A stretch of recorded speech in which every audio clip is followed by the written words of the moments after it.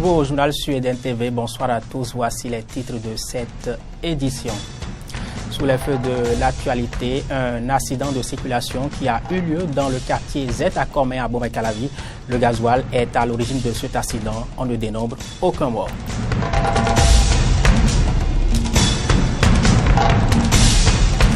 Sylvestre Amoussou, récompensé au FESPACO 2017, le réalisateur béninois décroche l'étalon d'argent, deuxième récompense suprême du festival, et doit ce succès à son film L'Orage africain. Yohan Gène remporte la tropicale. Le Français termine ainsi premier du classement général du Tour cycliste du Gabon qui s'est achevé ce dimanche.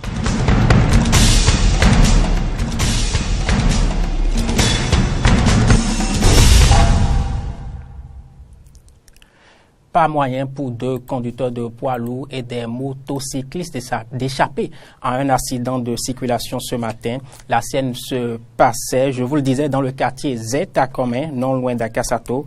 C'est du gasoil renversé sur le bitume qui est à l'origine de cet accident dans lequel étaient impliqués plusieurs conducteurs de grands camions dont l'un n'a eu d'autre choix que de percuter des personnes se déplaçant à moto. L'accident n'a fait aucun mort. Une personne en est sortie blessé, a été transporté d'urgence dans un centre de santé par des sapeurs-pompiers. Je vous propose d'écouter quelques témoignages enregistrés à ce sujet, propos recueillis par Kano, François et Denis Marouya.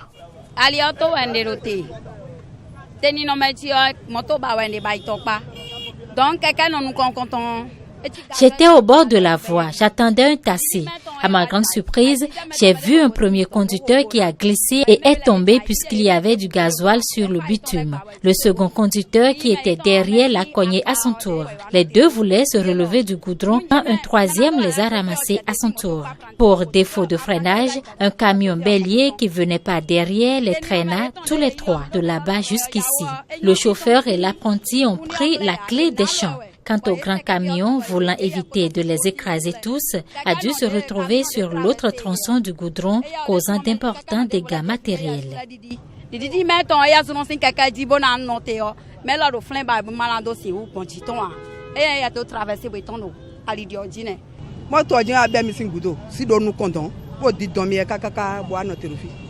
Le camion m'a renversé, traînant mon enfant et moi sur une longue distance.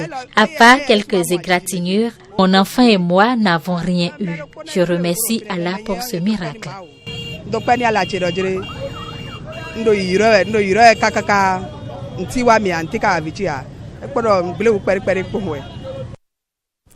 Politique, le modèle politique qui s'offre aujourd'hui au Bénin semble suranné.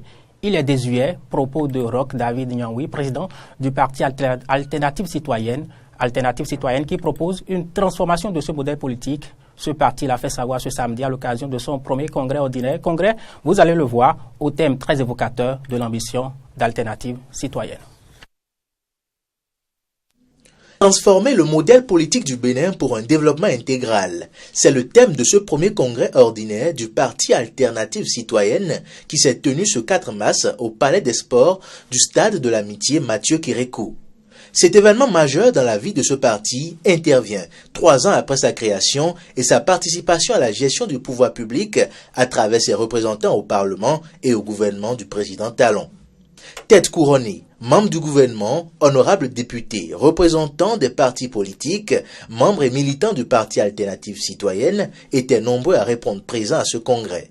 Un intérêt lié à ce parti, mais surtout au thème du congrès relatif à la réforme du modèle politique béninois. Pour le président du parti, au cœur de cette thématique, il y a l'homme, mais le modèle politique qui s'offre à lui aujourd'hui au Bénin semble suranné. Il est désuet. Il est question en somme d'organiser la communauté politique. S'il faut casser pour reconstruire et mieux profiter d'un lendemain meilleur, le parti Alternative Citoyenne dit oui. S'il faut réorganiser pour mieux avancer, le parti Alternative Citoyenne approuve. À l'instar de l'Alliance ABT et du Front républicain du président de la commission de la CEDEAO représenté, les autres partis présents à ce congrès ont apporté leur soutien à Alternative Citoyenne pour réformer le modèle béninois. Ainsi, leurs militants sont de cœur avec vous. et sont prêts, ensemble avec vous, à continuer à faire le pas dans le sens de l'amélioration du système partisan dans notre pays. Dans le cadre des réformes en cours, réformes portées de main de maître par le président de la République, M. Patrice Talon, il y a une qui particulièrement reçoit l'adhésion totale, non seulement du PRD et de tous ses militants, mais aussi de la plupart du personnel politique de notre pays. C'est celle relative à la réforme du système partisan.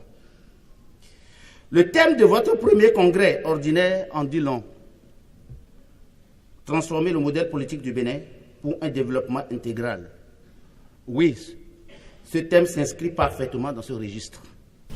Personne ne lit l'urgence de mieux codifier le système partisan pour qu'enfin nous ayons au Bénin de vrais partis politiques nationaux.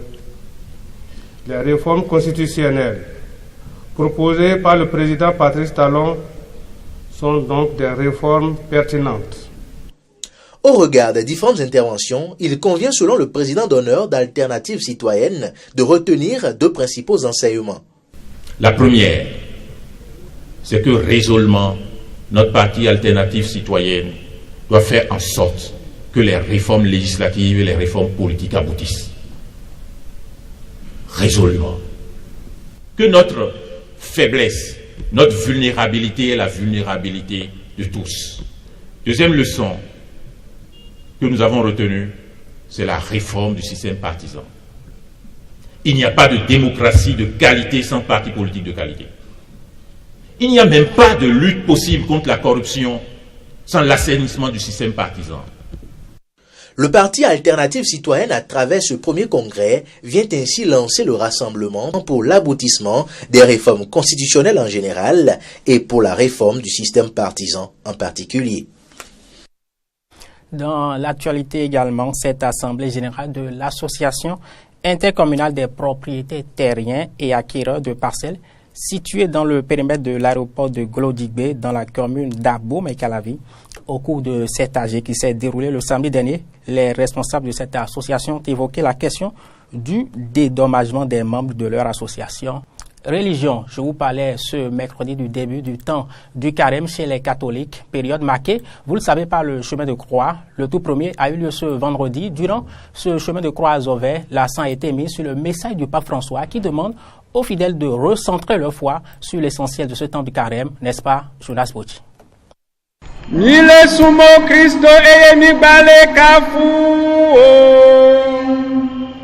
C'est parti pour la grande dévotion à la croix de Jésus-Christ qui rappelle à tout chrétien catholique la glorieuse résurrection de leur Seigneur et Sauveur après sa crucifixion. À l'église Immaculée Conception d'Azové, les fidèles s'engagent aussi sur ce chemin de croix pour commémorer les souffrances du Fils de Dieu pour le salut des hommes. La fierté du chrétien catholique, c'est la croix de Jésus-Christ. Le Christ est passé par la croix pour pouvoir parvenir à la gloire de la résurrection. Et c'est cette résurrection que nous espérons aussi, raison pour laquelle nous vénérons la croix du Seigneur, la croix de Jésus-Christ. Alors, nous nous donnons pour obligation de vénérer la croix, de méditer cette passion du Christ. Comme chaque année, les fidèles d'Azové ont eu droit au message du pape qui recentre le quotidien des catholiques sur la foi chrétienne. Le pape recentre encore la foi des fidèles sur l'essentiel durant ce temps de carême. Et il prend l'exemple de la parole de Lazare et du riche pour nous signifier que nous devons être davantage sensibles à tout ce qui se passe autour de nous, sensibles à la voix des frères et des sœurs, des amis, ceux qui nous entourent et qui ont besoin de notre présence. Quant au curé de la paroisse Immaculée Conception d'Azové, il exhorte ses fidèles à approfondir leur foi en ce temps de carême. Je leur demande simplement d'approfondir leur foi à la suite du Christ, à la suite de celui qui a offert sa vie pour nous par amour et qui continue encore aujourd'hui d'offrir sa vie pour le salut de l'humanité entière. Si nous le suivons, si nous l'aimons vraiment, profondément, sincèrement, intensément, je pense que nous aurons la joie de participer avec lui à la joie pascale dans son royaume éternel. Et pour mériter toutes ces grâces, les chrétiens catholiques devront meubler ce temps de carême, de jeûne, de prière et surtout de partage.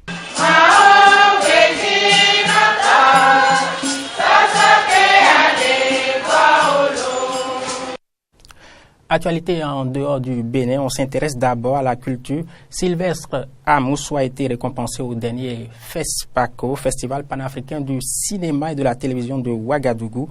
Le réalisateur béninois a obtenu l'étalon d'argent pour son film L'Orage africain, un film anti-colonialiste. FESPACO, encore la récompense suprême de la 25e édition, a été attribuée à Alain Gomis, réalisateur sénégalais, auteur de Félicité, un film qui raconte la difficile vie d'une chanteuse de bar à Kinshasa, en République démocratique du Congo. L'étalon de bronze a été décroché par le film marocain Emile in My Shoes.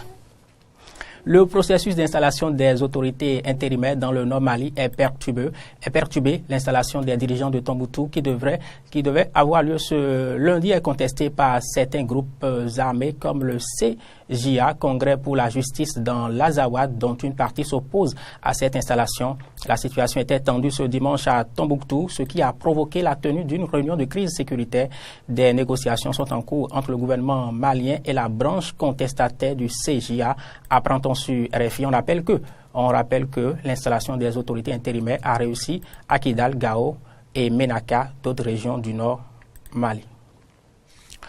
Politique en France, François Fillon, candidat de la droite à la présidentielle prochaine française, ne renoncera pas à cette élection. L'ancien Premier ministre français, cité dans des problèmes judiciaires, lâché par de nombreuses pointures de la droite, ne veut pas se désister. Il a réaffirmé encore hier au Trocadéro. On l'écoute.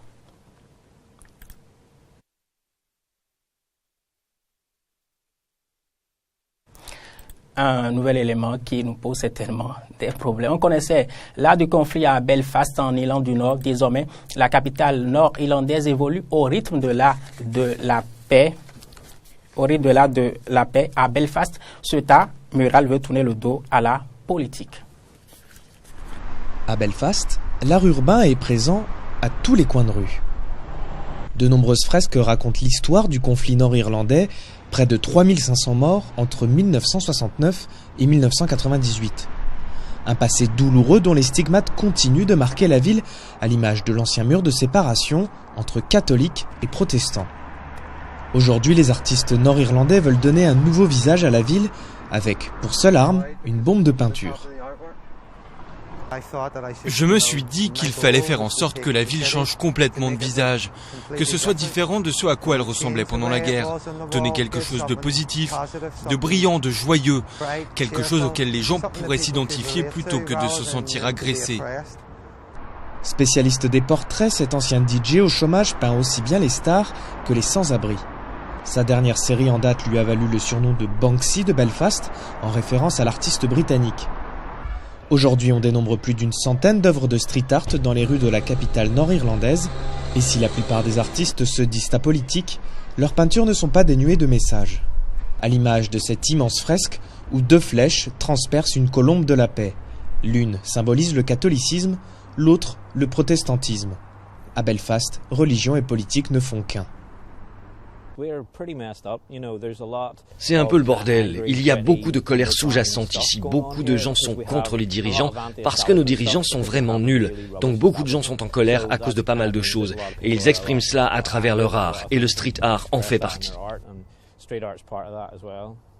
Pendant des décennies, les fresques murales ont servi à délimiter les quartiers entre les différentes communautés de Belfast. La nouvelle vague d'artistes de rue semble bien décidée à marquer son territoire d'une nouvelle façon, avec comme mot d'ordre l'union plutôt que la division. La Corée du Nord a procédé ce lundi à des tirs de missiles dont certains ont fini leur course dans les eaux japonaises. Tokyo et Séoul ont immédiatement réagi. Carole Olaye. 4 missiles balistiques tirés par la Corée du Nord ce lundi, dont 3 ont atterri dans les eaux japonaises, plus précisément dans la zone économique exclusive qui s'étend jusqu'à 200 000 nautiques, soit 370 km de ses côtes, créent la polémique. Pour la Corée du Sud et le Japon, ces tirs sont perçus comme une provocation et une menace réelle pour Tokyo et un nouveau défi pour les Américains. Le lancement sans préavis des missiles vers notre zone économique exclusive est extrêmement problématique du point de vue de la sécurité des aéronefs et des navires et nous protestons fermement. Notre pays ne peut en aucun cas tolérer ce type d'action répétée de la part de la Corée du Nord. Ces engins tirés à Pyongyang ont parcouru 1 millier de kilomètres, atteignant une altitude de 260 kilomètres, a indiqué le porte-parole de l'état-major interarmé sud-coréen. Cet acte serait une réponse à la manœuvre militaire conjointe de la Corée du Sud et les États-Unis, perçue par Pyongyang comme la répétition d'une invasion de son territoire. La Corée du Nord avait donc menacé les forces ennemies de contre-mesures nucléaires sans merci. Sur la base d'un système de défense américano-coréen unifié, l'armée doit se tenir prête à pouvoir punir les provocations du Nord. Nous devons terminer rapidement le déploiement du système de bouclier antimissile THAAD afin d'établir un système de défense contre les missiles nucléaires à la Corée du Nord. Nous devons aussi mettre en place des solutions pour renforcer l'expansion américaine pour ainsi remettre la capacité tout en mettant en œuvre des solutions pour réviser les moyens de pression sur la Corée du Nord. La Corée du Nord a essuyé plusieurs volets de sanctions en raison de ses programmes balistiques et nucléaires, mais celles-ci n'ont pas émoussé ses ardeurs à les développer. En 2016, Pyongyang a mené 2 essais nucléaires et tiré une vingtaine de missiles dans sa quête de technologie qui placerait le territoire américain à sa portée. Fin. Sport, Yohan Gen est le vainqueur de la Tropicale. Le Français a remporté ce dimanche le Tour cycliste du Gabon, un Tour cycliste qui a été aussi marqué par l'annonce officielle de la radiation des cyclistes locaux en réponse à leur boycott de cette compétition. Je vous propose maintenant d'entendre quelques réactions recueillies à l'occasion de la fin de ce Tour cycliste.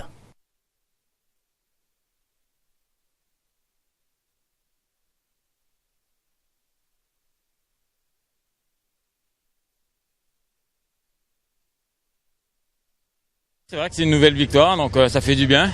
Moi, ça faisait 2 ans que j'avais pas gagné, du coup, de pouvoir remporter l'étape de Congo et puis le général, donc voilà, je suis très content et puis l'équipe aussi a fait un super boulot pour moi. 2 ou 3 jours, c'était un peu, on s'est dit ça allait être compliqué de gagner, du coup on a réussi à renverser un peu la tendance, donc c'est bien. Les cyclistes africains d'année en année confirment et c'était le souhait qui était le nôtre de voir les Africains jouer maintenant un grand rôle.